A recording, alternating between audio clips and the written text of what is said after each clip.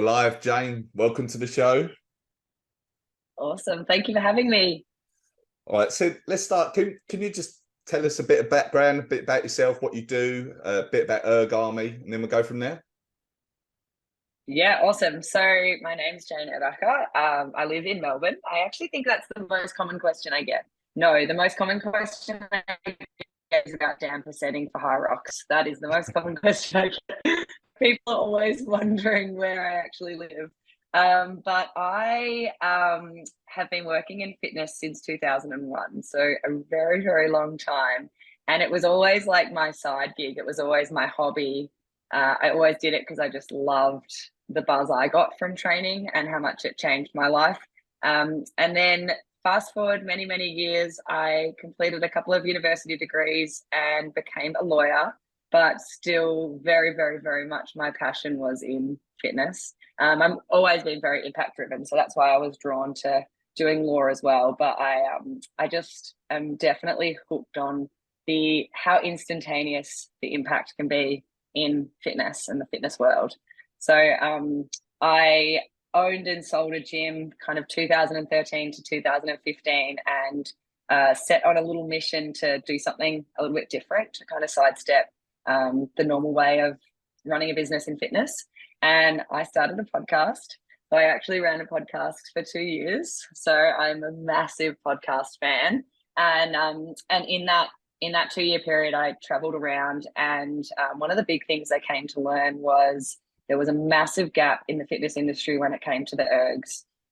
Rowers were amazing on the ergs, and everybody else was still trying to figure it out. And so I decided while I was doing this podcast that I'd have a little bit of a side hustle of learning how to row and seeing how well I could teach it to the fitness industry. So I thought I'd upskill myself as much as possible and then educate the industry. And fast forward now to 2023, and I've run workshops all around America, Europe, the UK, Australia, New Zealand, Singapore. And yeah, we had a bit of a lull during COVID. Very little happened.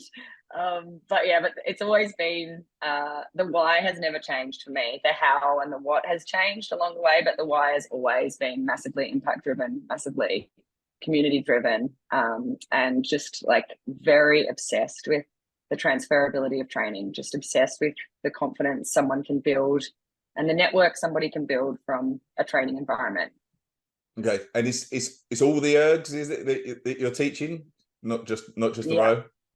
Okay, not just the row. Yeah, I was a very reluctant ski erger for quite some time because I was like, this is a very difficult piece of equipment with very little information out there.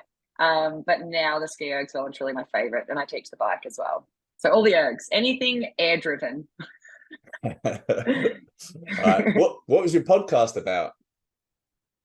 So it was about I went through that whole like personal development kind of phase, and so my podcast, I'm going to say it was a motivational podcast, but what it was actually about, I interviewed people. So the whole thing was I found people that absolutely loved their life, and I wanted to know what their recipe for success was. So I kind of did a lot of research into people and tried to find people that just love their life in all different careers, and famous and less famous, and just people that genuinely were in love with their life. And I wanted to know how they did it. So, because that's what I was trying to figure out how to do. Awesome. So I'm trying to delay my damper setting question. Yes, I know. I'm ready for it. So I guess we're just over a week out from the first HYROX Australia event. So I guess you've not done a HYROX yet. No, but the buzz is unbelievable. And like, I remember the first time I actually heard about it was last year from a group. I was running workshops in London, and this group were like, we're doing HYROX. And I was like, what is this? And then I started looking into it, and I was like, it is huge over here. Like, why has it not made it to Australia? And we are a little bit delayed. We're a little bit. But now, like literally every single person I know, like I've just been at a gym now, and everyone in the gym's talking about it. Every single person in the gym's doing it. Like it's just it's amazing. It's unbelievable. So yeah, the Are buzz is you real. doing it? Are you going to do it? I haven't. It's really funny. I'm going to America in 2 weeks, so I'm like very much still on the fence about the Australian one. I'm going to do it in LA definitely in Okay. I think it's October. Yeah, I'm signed up for that, but I'm getting massively FOMO right now about the Australian event, so I'm still like I could do Sydney. It's terrifying. It's fine. It's fine. It's fine. It's fine. Nothing to worry about.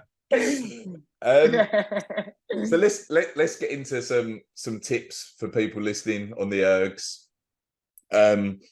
Should we start with talking about damper setting and go from there? Absolutely.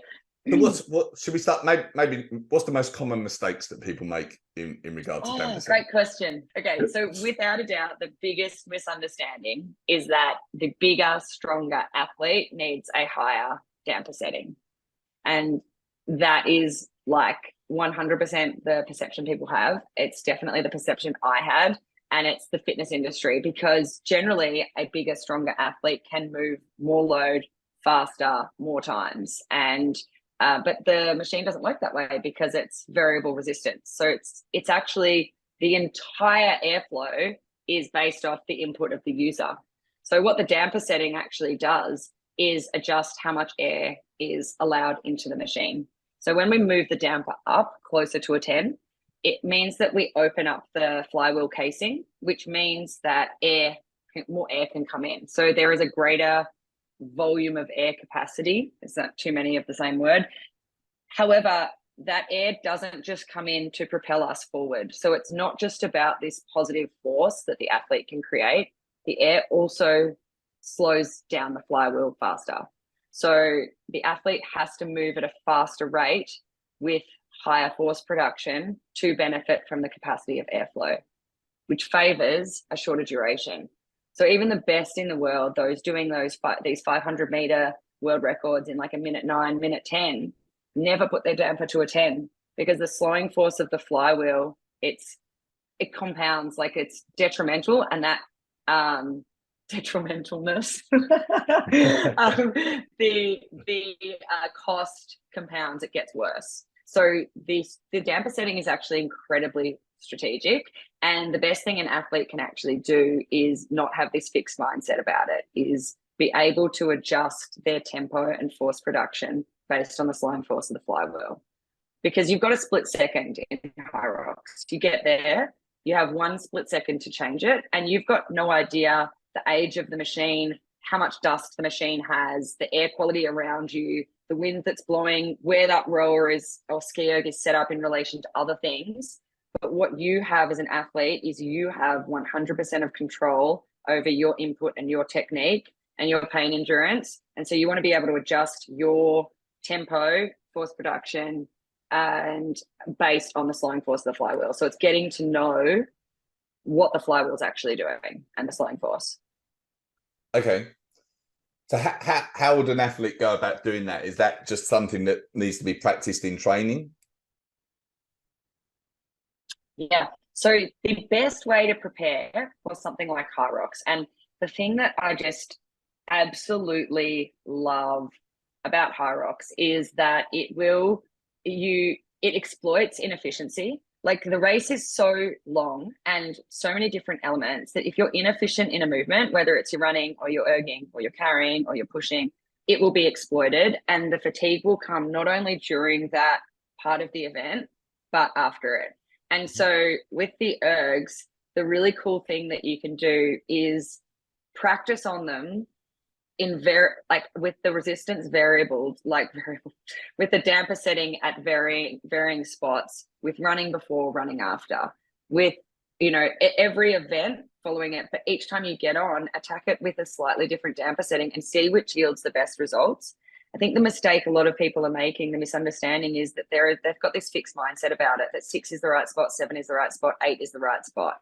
And it's like the right spot depends on your lever length, so how long it takes you through the strokes, how much power you're actually applying per stroke, your efficiency as an athlete, Okay. And like it's all these different variables actually come into play. So the best way an athlete could prepare is run a kilometer and then row for a kilometer on a 4, then run another kilometer, see what the cost of that row was. Maybe that cost so little that your run was so much faster than usual. Or maybe you set your damper to an 8 and then the next run you were slowed down, or maybe it wasn't on the run, maybe it was on the next part. And the same thing with the ski. In lots of conversation with HYROX Australia, they've been asking me to create content on how to save energy on the ski, because so many people get on the ski and just absolutely go. Because the excitement of the event, it's like at the beginning, it's just like so exciting. And the thing with 1,000 meters is it's such an interesting distance, because you get on, you're like, it's just 1,000 meters, and you get 200 meters in and you go, oh my God, 1,000 meters might as well literally be a marathon. Like it's brutal. And so so the best thing as an athlete would be, and one of the really cool things we do in our training is we move the damper and we honestly look at the data afterwards. It's like, okay, 2, putting the damper on a 2 or a 3, I took my ego took a hit, is what a lot of people feel. However, I did it within 5 to 10 seconds of when my damper's on an 8, and I literally got off and it's like I've done nothing. And that's actually what we want. We want to get off the machine and run like lightning. Like it's like you've done nothing. Mm-hmm. Okay. How about like just pure, like we talked about it being in the race between runs, etc. Would you change technique in a HYROX versus what you might do if you were doing a kilometre fresh on its own? Do you think there should be a technique change there? Oh, I love this question. This is a great question. I think no. I think that just like when we would squat or deadlift, I think technique looks very similar. Like the actual angles and movement pattern look the same. The difference is in the tempo and the intensity. But the actual angles should definitely stay somewhat the same, because that's especially what we teach. It's like the idea is that we're building efficiency, like whether you're doing a sprint or you're doing 24-hour, so that which someone has done. It's like we're trying to build efficiency in the movement pattern. And a question I'm asked all the time about ski erg is about heel lift. Okay, and so should I actually lift my heels, or will my calves blow up for my running? And one of the really interesting things that we teach is your heels only lift as a reaction to a vertical hip extension. So just like in Olympic lifting, like when you're doing a snatch or a clean, you open up through the hips, you reach triple extension to create that space, to create that power. You're not actually doing a calf raise. So the mistake a lot of people are making on the ski erg is they're coming up onto their toes to increase the range of motion by performing like a concentric movement. So they're actually shortening through their calves, whereas the heel elevation should actually be reactive to vertical hip extension. And when that clicks, the lessening of fatigue through the calves is like completely like a complete light bulb for so many people, because what getting up onto your toes actually does is create more space and more downward force, which is what we want. We want to utilize gravity as much as possible and mitigate the fatigue from gravity as much as possible. So that's a question I'm getting asked all the time, particularly about the ski erg. And the interesting thing is what we're seeing, because ski erging is such a new sport, we're seeing so many people try and adjust what they're doing to save energy. And in doing so, they disregard physics, like a straight path down is going to save energy and less times up is going to save energy. And so that's with everything that we teach, the idea is that it applies in a sprint session or it applies in a long distance. The difference is going to be in the tempo and the intensity. Okay. Yeah, that makes sense. Just like sort of continuing that question, but on the rower, would you like try to use more upper body, less legs, because it's in the middle of the race, and then you've got lunges and wall balls after? Would you change it on the rower at all? No. So the rower I love. I was actually talking to somebody about this today. I love the rower because so much of your performance actually comes from positioning. So if you put your body in the right position, and I'm trying not to sound lazy when I talk about this, but something I love about it, if you put your body in the right angles, you don't actually have to work as hard. And so it's one of the big things people talk to me, and I love that you asked me this question, is how do I save my legs on the rower as well? And then I watch their rowing and they start making it really upper body. But the key issue for a lot of people on the rower is they actually sit in the wrong spot. So it puts so much stress through their hip flexors. And when your hip flexors feel like they're blown up, like you can't run, you can't lunge, you can't wobble, you can't do everything. However, if you sit in more of a hinge pattern, so in more of a horizontal deadlift pattern, your legs actually won't work as hard as the opposite, which is what the number one thing we change for people in workshops and in coaching is where someone's sitting on the seat. And it completely starts to save somebody's legs. So your legs will work when you row, without a doubt. It's a full body cardiovascular movement. Everything works. But when people are looking for this kind of, I'm going to say the tip of the strategy, what they haven't addressed is like, oh my God, all the iceberg analogies are coming up right now, but like what they haven't looked at is at the real meat of what they're doing. They've looked at the tip and they've gone, should I make this more upper body dominant, rather than addressing, am I rowing perfectly? Because if you look at these, like there's this rower called Erg Army, and he is amazing. He's New Zealand. He's got the highest, he's retired now. He's amazing, okay? He's got the hour-long row record, and I'm pretty sure he held a 1:32 average pace for an hour. Okay, that's the world record, right? So if we're looking at the world records for HYROX, and obviously it's a single event, it's just a rower, he's not thinking, I've got to save my legs. He's thinking, I'm putting my body into the perfect position and I'm going to row absolutely magnificently. And so I think we've got this idea, because it's this multidisciplinary sport, that we have to save an element, and in doing so we make our body less efficient, and in doing so it creates fatigue. So it's like, if we can just build efficiency doing the thing really, really well, we'll actually use less energy doing it. Okay, makes sense. So continuing from there, if we talk about just pure setup tips on these ergs, aside from setting the damper setting, what are the main things we need to think about? Sitting on the seat in a certain place, straps across the feet, what things like that. Awesome. So with the rower, so the first thing that is that you want your feet set up correctly. So many people complain to me that they can't, that their quads blow up. That's a huge thing I hear on the rower, and I hear people's triceps blow up on the ski erg. But for most people, they actually set their feet up too high on the rower. And in doing so, what it does is it creates too much flexion at our ankles, which tucks our bum underneath. So the exact right spot on the rower is you want to adjust the foot stretcher so that strap goes across, I call it the knuckle of the foot. It's absolutely not called the knuckle of the foot, and I've kept it somewhat a secret, and now I've gone public. Basically, where your big toe joins your foot, there is a knuckle. It's absolutely not called the knuckle, the foot knuckle, but that's what I call it because people never forget it. And I try to give people, so I'm constantly saying in workshops, I'm like, I can give you all the information. You can also probably get it off Google, but what the magic in good education is giving you the ability to retain and apply the information. So it's a tactic, saying foot knuckle, because people don't forget it. They're like, that was a weird thing to say. So we adjust the foot stretcher so the strap goes across the knuckle of our foot. And what that's going to do, the reason that's so powerful, particularly on 1,000-meter effort that is in amongst HYROX, is it enables more of your foot to stay down. And when more of your foot can stay down, we can apply and transfer more force from our body into the machine, which is what we want.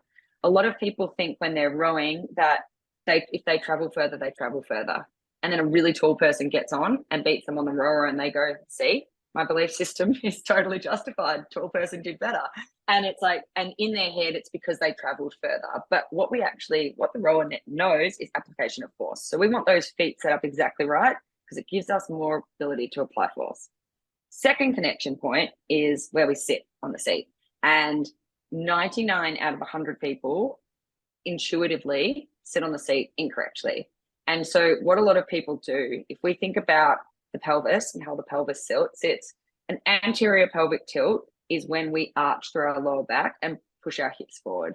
Posterior pelvic tilt is the opposite, where we our pelvis is tilted back and we kind of drive our hips forward and we slump into this standing position. And that's the most common way people sit and stand all day. And people transfer that posterior pelvic tilt onto the rower, and they sit right in the middle with their sit bones kind of going down.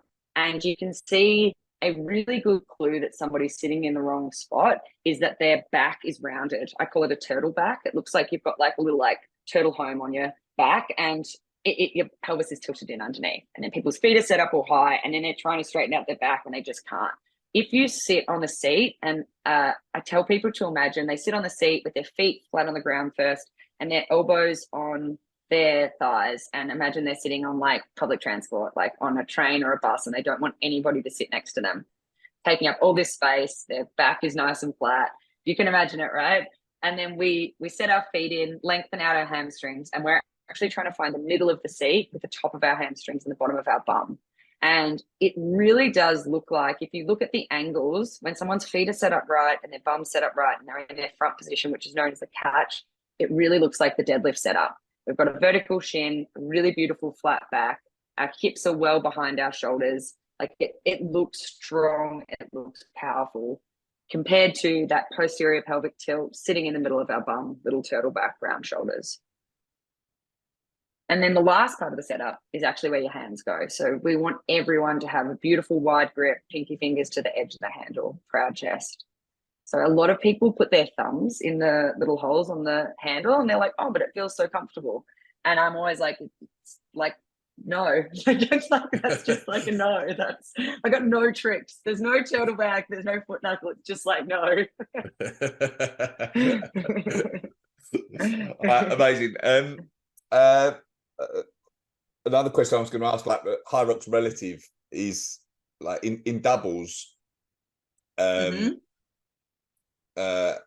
Just do you have an opinion on like the strategy that a doubles partnership should use on the ski and the row, like how the handover should be done, anything like that?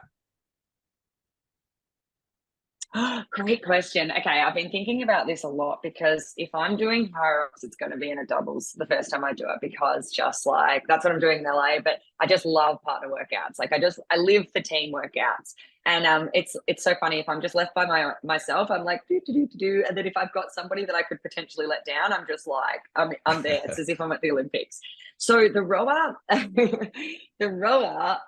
100% I would be recommending you tighten the straps on your feet. So a lot of people, and CrossFit absolutely made it cool not to tighten your straps. As soon as you don't tighten the straps, what happens is your momentum is going away from the source in which you're applying your force into, unless you're literally a world record rower who knows how to keep their feet glued to the rower. Okay, so one of the things a lot of people do when they row is they pull everything they've got away from the machine, and then they've got to use so much energy to come back in again. And so we always want to tighten the straps. So I've thought about the rower changeovers so much. And there's a couple of different strategies I would think, because if we think about energy systems, if you come back from the kilometer run and you put somebody on for 500 meters and have one changeover, that person is cooked, and they're going to spend like their last 300 meters absolutely dying. And then the other person's going to get on, do 500 meters, die at the end, and then have to run a kilometer. So I would absolutely be saying you'd be doing like 4 changeovers, like player 1, player 2, player 1, player 2. And you just get really good at getting on and off the rower. So one of the really important skills for HYROX pairs is fast changeovers, is figuring out what is your actual strategy in changing over. But without a doubt, I'd be putting player 1, whoever's like the better athlete, comes straight back from the run and gets straight on that rower. And it's like they're ready to go, and then learning that fast changeover. The ski erg changeovers cost no time whatsoever. So you'd absolutely be best to be splitting the work into 20 or 30-second intervals. And the reason I go time, I always recommend time, unless the athletes are literally identical in their ability on the ergs, time makes so much more sense. Because if you go for outcome, if you go for distance, let's say I'm with an amazingly epic rower and ski erger, and I'm slower, and we're going for distance, the slower person is spending longer on the machine. So I would absolutely be breaking it up based on time. And on that ski, it would most likely be 20 or 30 seconds. Okay. And on the row, I'd probably go 45 seconds. It definitely is something that needs to be practiced. Getting on and off the row, it needs to be practiced. Yeah. It might be a small thing, but what do you think about the handover with the ski? Should it be done? Should you pass the handles or let go of them, leave them to the top? And Oh my God, I'm so happy you asked me. So this is like really close to my heart. So I think if you let go of the handles, you're sending a very clear message to your partner that you don't care about them. So I absolutely, a huge part of my trading background is actually this group called Jim Jones, and they were obsessed with ski relays. It's like in my blood now. And you always need to count down your last 3 strokes, 3, 2, and then you hand off at the bottom. 100%, we need to hand off the handles. Like you count down and you hand off at the bottom. Okay, if you let go of the handles and your partner's standing there waiting for them, it's like the rudest thing ever. And you save so much time by handing off the handles. So that's another skill. Like you actually want to, and just like you said, is there too much detail in that question? I have so much detail in this answer. When you hand off the handles, you actually want to come over the top, like, and make your way down the strings. So they're letting go and the handles are already in your hands. But like massive advantage. So everyone listening to this podcast is going to have a massive advantage. All right. In terms of like just pure training on the ergs, do you have any like special like workouts, any benchmark workouts that you like to use?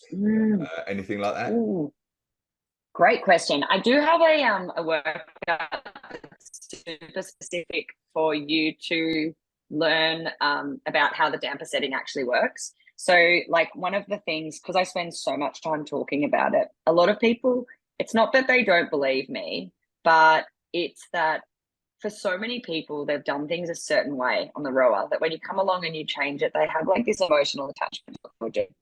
So a really great benchmark workout is actually 3 rounds of 90 seconds on, 3 rounds of 60 seconds on, 3 rounds of 30 seconds on, with 30 seconds rest between every round. So you'd go 90 on, 30 off, 90 on, 30 off, 90 on, 30 off, 60, 30, 60, 30, 60, 30, etc. And the way that this would work is you do your first round of 90 seconds with your damper on a 1 or a 2. And then you do your second round of 90 seconds with your damper on a 4 or a 5. And your third round of 90 seconds with your damper on a 9 or a 10. And then you do your 3 rounds of 60 with your damper low, medium, high, and then your 3 rounds of 30, low, medium, high. And the idea is that throughout the entire duration of that, you hold your 2K pace. So the interesting thing that happens with this is you see that it's quite easy to start with, and then it's really easy to get to pace on that 90 seconds with your damper high. But that last 30 seconds is a real grind because you start to slow down your stroke rate and you start to feel the cost of the high damper. The high of the high damper feels amazing for about 300 meters. You feel really unstoppable. And then the fatigue that sets in happens everywhere. And so when you get back to that first round of 60 seconds, you're tired from that 90 seconds. So in terms of a benchmark, the idea is that it's programmed into the monitor. So you can see the overall picture of what you've done. You can see the individual efforts and how you've matched your stroke rate to where the damper is. And you can see the cost of a high damper. So the reason I give that out as a benchmark is I'm trying to convince people that a 9 or a 10 doesn't yield the best results unless it's 100 meters, unless it's 4 times the amount of rest and work, unless it's like proper power training and you have sufficient technique to understand how to apply it. But yeah, I'm trying to convince people that they can create a better result at a lower damper. So that's a really cool benchmark workout. Okay, cool.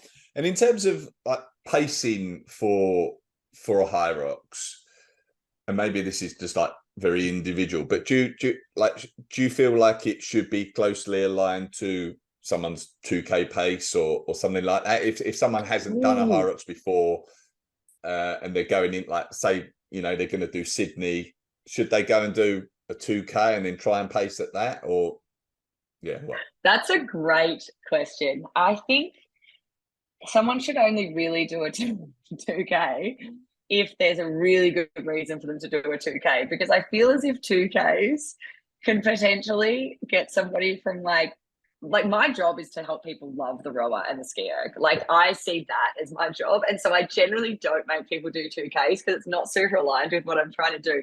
I love this question. I haven't thought about it. I was in, so BFT in Australia is like a massive partner of HYROX. And so I'm in BFTs a lot. I do a lot of workshops in BFTs, and I was in a class the other day and people were talking to me about their pacing, what they should actually try and hold. And it's really interesting because there's such a spectrum of people that do HYROX. And the majority of people that I talk to aren't the elite athletes. They're the everyday person that's just really looking for a really great personal challenge. So with that person, I'd probably say that they'd be better off testing their 1K with running before and after and trying to do slightly better than that. But for those people who are listening, who are like those high performing normal people, then definitely I would say holding your 2K pace or just a little bit faster will actually make you feel really confident going into it. Because that's one of the things you want to be able to do is pace it. And everyone's going to be too excited in their first 250 meters. They're going to get on and they're not going to keep a lid on it. And they're going to be like, wow, look how fast I am. Whereas if they've got this number in their head where they go, okay, my 2K is 7 minutes. I'm really trying to keep a 145 pace. And they come out of the gates and they're at 135. They can be like, that's cool. That's cool.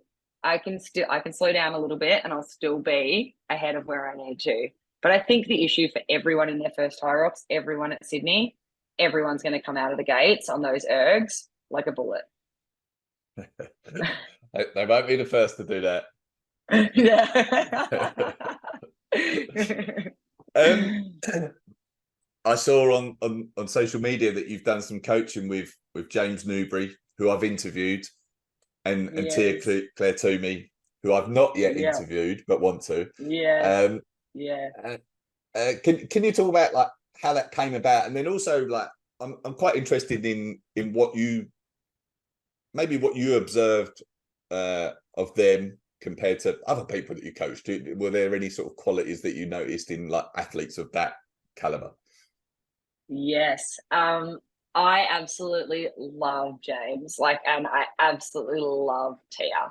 I was so excited to do that. So I got that work through I don't know if you know Shane Farmer. He runs Dark Horse Rowing.